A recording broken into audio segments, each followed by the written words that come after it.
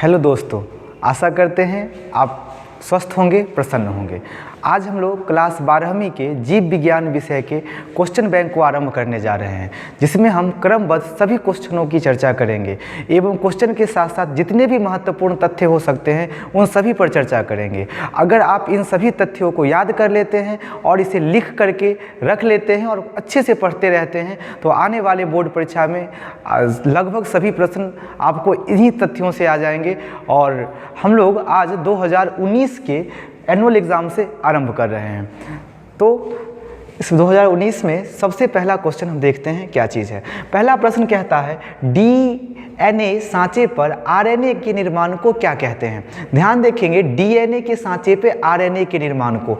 अगर हम डीएनए के सांचे पर डीएनए के निर्माण के बारे में बात करते हैं, डीएनए के सांचे से डीएनए के निर्माण के बारे में बात करते हैं, इसे हम रेप्लिकेशन कहते हैं। अर्थात रेप्लिकेशन ऐसी प्रक्रिया है जिससे डीएनए के सांचे से डीएनए का निर्माण होता है। दूसरी प्रक्रिया जो होती है उसका नाम है ट्रांसक्रिप्शन। इससे डीएनए के सांचे से आरएनए का निर्माण होता है, ट्रांसक्रिप्शन कहलाता है। और यदि आरएनए के सांचे से प्रोटीन का निर्माण हो जाता है तो इसे हम ट्रांसलेशन कहते हैं, ठीक है। और ट्रांसडक्शन का अर्थ हो जाता है कि जब हम किसी वायरस का उपयोग करके किसी डीएनए को एक जगह से दूसरी जगह स्थानांतरित करते हैं उसे हम ट्रांसडक्शन कहते हैं। आप यहाँ समझ सकते हैं, ट्रांसडक्शन जो है किसी कोशिका में वायरस के या अन्य माध्यम की सहायता से डीएनए में प्रवेश कराने की प्रक्रिया को ट्रांसडक्शन कहा जाता है। मतलब एक डीएनए को वायरस की सहायता से या अन्य चीज़ों की सहायता से दूसरे डीएनए में जब आप प्रवेश करा देते हैं तो इसे हम ट्रांसडक्शन कहते हैं। दोस्तों, तो यहाँ पे प्रश्न जो है डीएनए के सांचे पे आरएनए का निर्माण हो रहा है, इसीलिए हम इसे कहेंगे ट्रांसक्रिप्शन। डीएनए के सांचे पर आरएनए का निर्माण होना है, इसीलिए इसे क्या कहा जाएगा, ट्रांसक्रिप्शन। याद रहेगा ये, ट्रांसक्रिप्शन डीएनए के सांचे पर आरएनए का निर्माण होना, ट्रांसलेशन आरएनए से प्रोटीन का निर्माण होना, ट्रांसडक्शन वायरस की सहायता से डीएनए का एक जगह से दूसरे जीव के डीएनए में प्रवेश करना, और रेप्लिकेशन क्या कहलाता है, यह डीएनए से डीएनए का निर्माण को हम लोग रेप्लिकेशन कहते हैं। यह पहला प्रश्न था। अब हम लोग दूसरे प्रश्न की ओर बढ़ते हैं।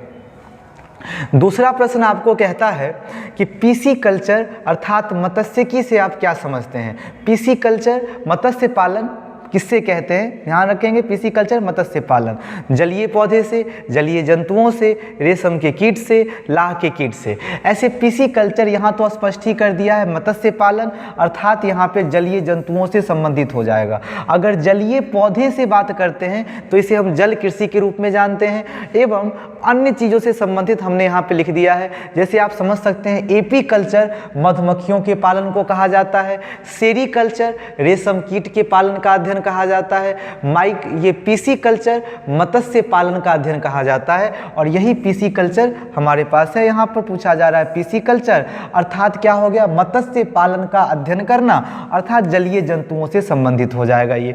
इसी तरीके से आप माइकोलॉजी कवक का अध्ययन कहते हैं, फाइकोलॉजी शैवालों का अध्ययन कहते हैं, एंथोलॉजी पुष्पों का अध्ययन कहते हैं, पोमोलॉजी फलों का अध्ययन कहते हैं, और ऑर्निथोलॉजी आप पक्षियों का अध्ययन कहते हैं, इक्थियोलॉजी मछलियों का अध्ययन कहते हैं। यहाँ ध्यान देंगे, इक्थियोलॉजी सिर्फ मछलियों का अध्ययन कहलाता है, और उसके बाद एंटोमोलॉजी कीटों का अध्ययन कहते हैं, एंड्रोलॉजी वृक्षों एवं झाड़ियों का अध्ययन कहलाता है, ओफियोलॉजी सर्पों का अध्ययन कहलाता है, सोरोलॉजी छिपकलियों का अध्ययन कहलाता है, और सिल्वीकल्चर जो है काष्ठीय पेड़ों का अध्ययन कहलाता है। यहाँ पर ध्यान देंगे, मत्स्यिकी शब्द कहा है, मत्स्यिकी मतलब जलीय जीव से संबंधित होती है, तो जलीय जीव एवं मत्स्य पालन का अध्ययन क्या कहलाता है, पिसीकल्चर। लेकिन याद रखेंगे, अगर केवल मछलियों की बात की जाती है, इक्थियोलॉजी कहलाता है ये।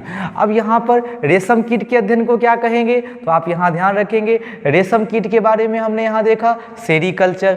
लाह के कीटों का उत्पाद, लाह के कीटों से इसके बारे में अगर अध्ययन करते हैं तो इसे हम लाह उत्पादन या लाह कीट अध्ययन ही कहेंगे, इसका कोई अलग नाम नहीं दिया जाता है सामान्यतः। ठीक है, तो हमारा जो प्रश्न था यह था पीसी कल्चर, तो इसका आंसर आपका बन जाएगा पीसी कल्चर जलीय जंतुओं से संबंधित है, अर्थात बी नंबर ऑप्शन इसका सही है। दूसरा प्रश्न हुआ। तीसरे प्रश्न तीसरा प्रश्न कहता है F2 संतति के बाह्य लक्षणीय अनुपात अपूर्ण प्रभाविता की स्थिति में क्या होती है। तो हमारा प्रश्न यहाँ पर बनता है कि अपूर्ण प्रभाविता क्या चीज़ होगी। पहला प्रश्न ये बनता है अपूर्ण प्रभाविता। ध्यान देंगे मेंडल साहब जिन्हें आनुवंशिकी का जनक कहा जाता है और इन्होंने गार्डियर मटर पे प्रयोग किया था, याद रखेंगे गार्डियर मटर पे प्रयोग किया था उन्होंने, और इन प्रयोग के आधार पर उन्होंने यह बतलाया था कि कुछ गुण प्रभावी होते हैं और कुछ गुण अप्रभावी होते हैं। प्रभावी गुण का दिखाई देना प्रभाविता का नियम कहलाया था, लेकिन मेंडल नियम एक अपवाद को स्वीकार करता है, अर्थात मेंडल नियम का एक अपवाद है जिसे हम अपूर्ण प्रभाविता कहते हैं। मतलब कुछ स्थिति ऐसी भी होती है जिसमें ना तो प्रभावी गुण रहता है ना ही अप्रभावी गुण रहता है, दोनों जीन के जो दोनों टुकड़े एलील हैं दोनों के गुण एक साथ आ जाते हैं, मिश्रित गुण आ जाते हैं, इसे ही अपूर्ण प्रभाविता कहते हैं। याद रखेंगे अपूर्ण प्रभाविता का मतलब होता है ना तो प्रभावी गुण पूर्ण रूप से है ना ही अप्रभावी, प्रभावी गुण भी और अप्रभावी गुण भी शामिल हो गया है उसमें। मेंडलीय अपवाद कहा जाता है इसे। अपूर्ण प्रभाविता संतति के दो जनकों से मिलती जुलती नहीं होती है तथा एक नई तीसरी लक्षण उत्पन्न हो जाती है जो दोनों जनकों से मिलता जुलता तथा इसके बीच का सा हो जाता है, इसे अपूर्ण प्रभाविता कहते हैं। और इस स्थिति में आपको जो ऐसे प्रभाविता के अपूर्ण प्रभाविता की स्थिति में हमें जो F2 पीढ़ी प्राप्त होती है वह 1:2:1 के रूप में प्राप्त हो जाती है। तो यहाँ पर जो हमारा उत्तर होगा वह क्या बन जाएगा, 1:2:1 का हमें प्राप्त हो जाएगा।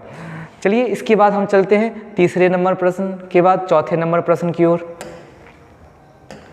चौथा प्रश्न कहता है SL मिलर साहब किससे संबंधित है। तो आपको याद होगा कि मिलर साहब ने प्रयोगशाला में यह DNA के निर्माण के बारे में अर्थात जीव कैसे उत्पन्न हुआ है इसके बारे में सिद्धांत बतलाया था, अर्थात हम कहेंगे जीवन की उत्पत्ति एवं विकास से संबंधित हैं ये। इसी जगह पर अगर हम बात करें विकासवाद के उपयोग अर्थात विकासवाद का सिद्धांत डार्विन साहब के द्वारा दिया गया। नव डार्विनवाद की अगर बात करें तो नव डार्विनवाद जो है यह फिशर, हिल्डेन, गोल्ड और नव डार्विनवाद जो है में फिशर साहब का, हिल्डेन साहब का और गोल्ड स्मिथ साहब का महत्वपूर्ण योगदान रहा। और नव लैमार्कवाद की बात अगर करें तो इसमें टावर साहब, आगर और हिलियर साहब का महत्वपूर्ण योगदान रहा था। ध्यान देंगे यहाँ मिलर साहब की बात की जा रही है, जीवन की उत्पत्ति एवं विकास से संबंधित है। विकासवाद का सिद्धांत जो है ये दिया था डार्विन साहब ने। एवं नव डार्विनवाद में सबसे महत्वपूर्ण भूमिका रहा था फिशर साहब, हिल्डेन साहब, गोल्ड स्मिथ साहब का। और उसके बाद नव लैमार्कवाद में टावर, आगर और हिलियर साहब का महत्वपूर्ण योगदान रहा था। तो यहाँ पर इस प्रश्न का जो सही उत्तर आएगा हमारा मिलर साहब किससे संबंधित थे, तो आप यहाँ पर जवाब लिखेंगे कि यह जीवन की उत्पत्ति एवं विकास से संबंधित है, जीवन की उत्पत्ति एवं विकास से संबंधित है। ठीक है, चलिए इसके बाद हम चलते हैं अगले प्रश्न की ओर। क्वेश्चन नंबर 4 के बाद क्वेश्चन नंबर 5 आता है, युग्मक सामान्यतः किस प्रकार के होते हैं। युग्मक सामान्यतः किस प्रकार के होते हैं, ध्यान दीजिएगा। युग्मक हम सामान्यतः यह एक गुणक रूप के होते हैं। जैसे नर युग्मक यह जनन कोशिकाएं होती है और जनन कोशिकाएं जो तैयार होती है वह क्या होती है, एक गुणक रूप की होती है अर्थात N के रूप की होती है। अगर हम जनन कोशिकाओं को हटा दें तो बाकी जितनी भी कोशिकाएं होती है वह 2N के रूप की होती है, अर्थात आप कह सकते हैं इसमें क्रोमोजोम की संख्या 23 होगी और इसमें क्रोमोजोम की संख्या 46 होगी।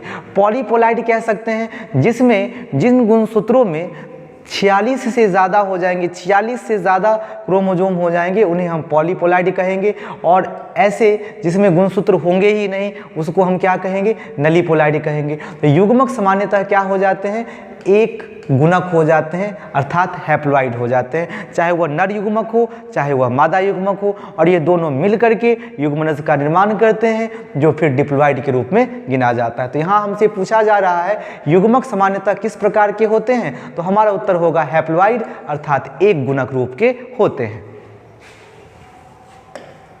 चलिए इसके बाद अगले प्रश्न पर बढ़ते हैं। ये क्वेश्चन नंबर 5 के बाद क्वेश्चन नंबर 6। प्रश्न संख्या 6 कहता है ब्रीबरी का संबंध किस चीज़ से।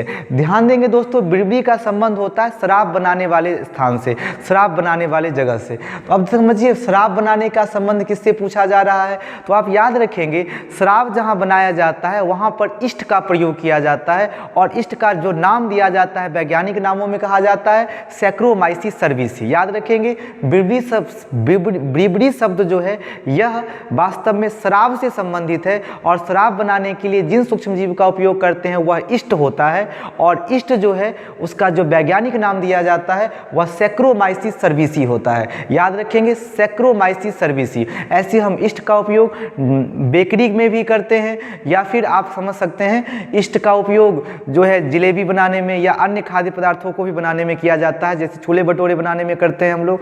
और यह सैक्रोमाइसिस सर्विसी अर्थात ब्रीबरी का संबंध किस चीज़ से हो जाएगा, सैक्रोमाइसिस से हो जाएगा। याद रखेंगे ईस्ट जो है यह मुकुलन की क्रिया करता है, मुकुलन की क्रिया करता है, मुकुलन के द्वारा जनन की क्रिया करता है एवं यह एक कोशिकीय कवक है, यह एक कोशिकीय कवक होता है। अगला शब्द प्रोटोजोआ है। प्रोटोजोआ आपने पढ़ा है प्रोटिस्टा में आता है, प्रोटिस्टा संघ में यह गिना जाता है। टेरिडोफाइटा पौधे की प्रजाति है जो थैलोफाइटा में 3 आते हैं, शैवाल आते हैं, ब्रायोफाइटा आता है और ये टेरिडोफाइटा आता है। फिर अगला चर्चा किया गया है मार्सुपियल्स। मार्सुपियल्स आप कहेंगे ऐसे जीव जो बच्चे को जन्म देने के बाद उन्हें अपने गर्भ के ऊपर बने हुए एक धानी, जैसे आप कंगारू को देखते हैं, बच्चे को जन्म देने के बाद दोबारा से वह उदर में बाहर ही उदर में रखता है, ऐसे जीव को हम मार्सुपियल्स कहते हैं। यहाँ हमारा प्रश्न था ब्रीबरी का संबंध किससे है, इसका आंसर हो जाएगा सैक्रोमाइसिस से। चलिए प्रश्न संख्या 6 था, इसके बाद हम अगले प्रश्न पे बात करते हैं। यह प्रश्न संख्या 7।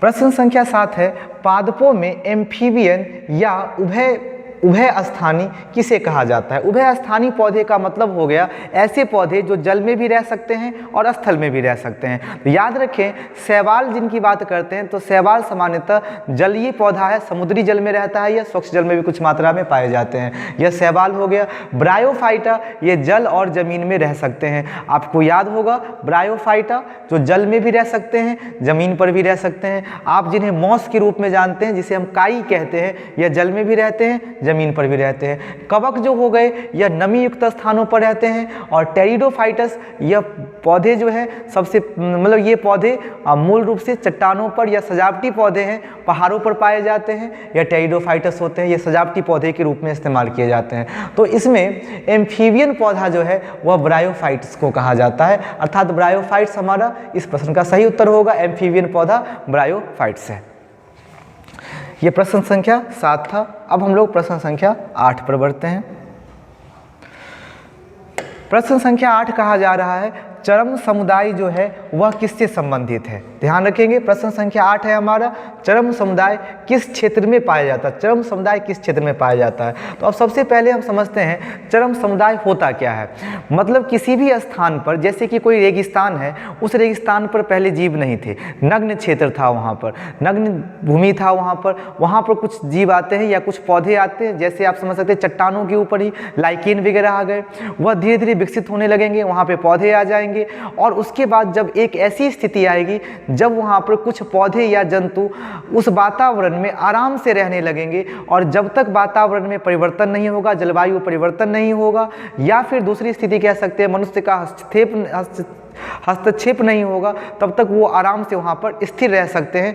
ऐसे समुदाय को हम चरम समुदाय कहते हैं। तो यहाँ पे चरम समुदाय किसे कहते हैं, यह बंद खनिज लवण चक्र, उच्चतम विशिष्टीकरण, जटिल खाद्य जाल के साथ अस्थायी स्वतंत्र जन्म करने वाला जैव समुदाय होता है। जलवायु के साथ पूर्णतः अनुकूलित और जाति भिन्नता भी अधिकतम पाई जाती है, अर्थात जब तक मनुष्य का हस्तक्षेप ना हो और जलवायु में परिवर्तन ना हो तब तक ये आराम से रहने वाली और विकसित समुदाय होती है, जिसे हम चरम समुदाय कहते हैं। ठीक है, और यह चरम समुदाय जो है यह संतुलित क्षेत्र में पाई जाती है, अर्थात वातावरण में परिवर्तन, जलवायु में परिवर्तन नहीं होना चाहिए, वातावरण समान रहना चाहिए और अन्य जीवों का हस्तक्षेप नहीं होना चाहिए।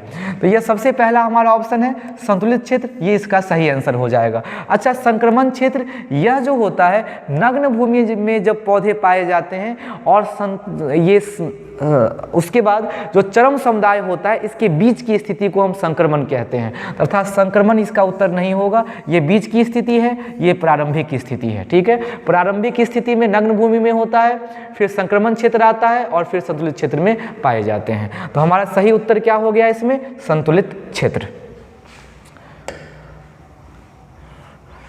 चलिए 8वां प्रश्न था ये। इसके बाद हम लोग 9वें प्रश्न की ओर बढ़ते हैं। 9वां प्रश्न है रिस्ट्रिक्शन एंजाइम जाने जाते हैं। याद रखेंगे कि डीएनए से जब हमें पुनर्योगज डीएनए बनाना होता है तो डीएनए में एक विशेष स्थान पे हमें कट लगानी होती है और इस कट लगाने के लिए हमें एक एंजाइम की आवश्यकता होती है और यह एंजाइम एक विशिष्ट जगह पे कट लगाता है, इसीलिए इसे हम रिस्ट्रिक्शन एंजाइम कहते हैं। चूँकि ये कट लगाता है इसीलिए हम इसे जेनेटिक कटर कहते हैं। जेनेटिक कटर, रिस्ट्रिक्शन एंजाइम जो होते हैं यह जेनेटिक कटर कहे जाते हैं। यह वास्तव में इंडो न्यूक्लियोसिस होते हैं। यह क्या हो जाते हैं? इंडो न्यूक्लियोसिस। ऐसे न्यूक्लियस के मतलब डीएनए को काटने वाला ऐसा एंजाइम है जो डीएनए को अंदर से काटता है और एक विशिष्ट स्थान पे काटता है, इसीलिए इसे रिस्ट्रिक्शन एंडोन्यूक्लियोसिस कहा जाता है। क्योंकि ये डीएनए को काटने का कार्य करता है इसीलिए इसे हम आनुवंशिकी कैंची कहते हैं। तो पहला है हमारा जैविक बंदूक। जैविक बंदूक जो होता है वास्तव में डीएनए को, जो हमारा ऑर्गन है, जीव है, जिसके शरीर में इसे प्रवेश कराना है, उसके शरीर में प्रवेश कराने के लिए जिस यंत्र का इस्तेमाल करते हैं उसे हम जेनेटिक गन या जैविक बंदूक कहते हैं। और यहाँ पर आणविक कैंची है हमारा, ये हमारा सही उत्तर हो जाएगा। रिस्ट्रिक्शन एंजाइम आणविक कैंची या आनुवंशिक कैंची के रूप में जानी जाती है। प्लाज्मिड आप समझ सकते हैं, यह गुणसूत्र से, यह डीएनए का या किसी प्रोकैरियोटिक जीव के डीएनए का वह भाग होता है जो मूल डीएनए से अलग होता है, जिसको निकाल करके हम रिकम्बिनेट डीएनए तैयार करते हैं। ठीक है, ये हमारा इसका उत्तर क्या हो जाएगा इसमें? आणविक कैंची। ये था प्रश्न संख्या 9। अब हम लोग बढ़ते हैं प्रश्न संख्या 10 की ओर। चलिए, प्रश्न संख्या 10 हमारा कहता है यूरासिल का संबंध किससे है? आपको याद होगा कि नाइट्रोजनी क्षारक जो होते हैं यह 2 प्रकार के होते हैं। एक होता है पेरीमेडीन, और पेरीमेडीन में जब आप एवेंडाजॉल जोड़ देते हैं तो प्यूरिन बन जाता है। अर्थात 2 प्रकार के नाइट्रोजनी क्षारक हो गए। एक हो गया पेरीमेडीन। पेरीमेडीन फिर 3 प्रकार के हो जाते हैं। एक हो जाता है पेरीमेडीन और एक हो गया आपका ग्वानिन। याद रखेंगे नाइट्रोजनी क्षारक 2 प्रकार के हो गए। एक हो गया पेरीमेडीन, एक हो गया आपका ये प्यूरिन। पेरीमेडीन और प्यूरिन, और इसमें जो प्यूरिन होगा आपका, यह प्यूरिन आपके 2 प्रकार के हो जाएंगे। एक हो जाएगा आपका एडेनिन, एक हो जाएगा ग्वानिन। और दूसरा जो हमारा पेरीमेडीन है यह आपके फिर 3 प्रकार के हो जाएंगे। एक हो जाएगा साइटोसिन, एक हो जाएगा यूरासिल और एक हो जाएगा थाइमिन। याद रखेंगे डीएनए में एडेनिन और ग्वानिन दोनों पाया जाता है, और एडेनिन, ग्वानिन और साइटोसिन भी पाया जाता है और थाइमिन भी पाया जाता है। तो डीएनए में यूरासिल नहीं पाया जाता है। और आरएनए की बात करें तो एडेनिन, ग्वानिन, साइटोसिन पाया जाता है, साथ साथ यूरासिल पाया जाता है, लेकिन थाइमिन नहीं पाया जाता है। तो हमारा प्रश्न है यहाँ पर यूरासिल का संबंध किस चीज़ से है? तो आप इसमें आंसर टिक करेंगे आरएनए से है। डीएनए में यूरासिल नहीं पाया जाता है, यूरासिल के जगह पर थाइमिन पाया जाता है। ए और बी दोनों सही नहीं होंगे और इनमें से कोई भी नहीं। ये हमारा प्रश्न नंबर 10 था। आज हम प्रश्न 10 तक रखते हैं। अगले वीडियो में आपको 10 के आगे 20 तक के प्रश्न क्लियर मिलेंगे। धन्यवाद।